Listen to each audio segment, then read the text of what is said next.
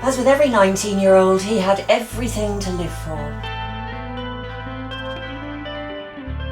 Always upbeat and happy, rarely lost his temper. Such a hard worker. But he also loved to party. And that's what they'd been doing. 4 of them had been on a night out and they were coming home in atrocious weather. But the wind caught the car. And maybe if they'd been more experienced, or if the tyres hadn't been bald, or they'd been wearing seatbelts, the result was that only 2 would be going home, and only then after a long stay in hospital. And my lovely boy wasn't one of them. Of course, I remember that night. A surreal mix of crystal clarity and a brain fog so dense I have no memory of other things. Even when people try to jog my memory, there's nothing there. I think when something so beyond awful, so shocking, so horrific, shock wraps us like a life jacket so we don't drown in our grief. Yeah, drowning's a good analogy. A grief that engulfs us and leaves us feeling out of our depth, with a need to be held up by others.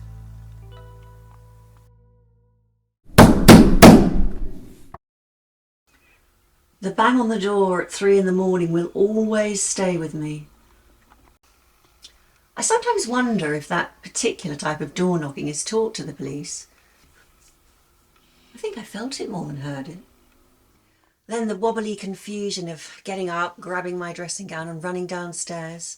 That momentary sense of putting off opening the door, the hesitation, because prior to that moment everything was still as it should be.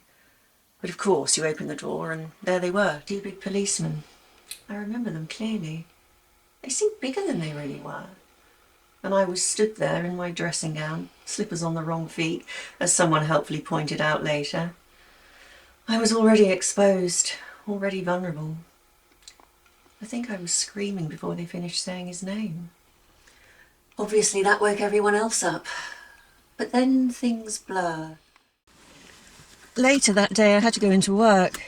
Everyone was telling me to leave it, it's not important. Even my boss said it when I turned up.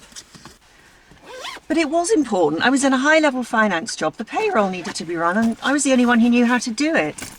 And it was December and these good people, I mean lots of them were more like family. These people needed their wages, what with Christmas just a few days away. I know they really appreciated it. I have a blurry memory of lots of hugging and crying. He'd be 36 now. He was 19, just 19. Thought he could take on the world. I know I did at that age. Oh, I thought he was all grown up. And I felt grown up too, having such grown-up children, but now I just see the boy he was, and the girl I was.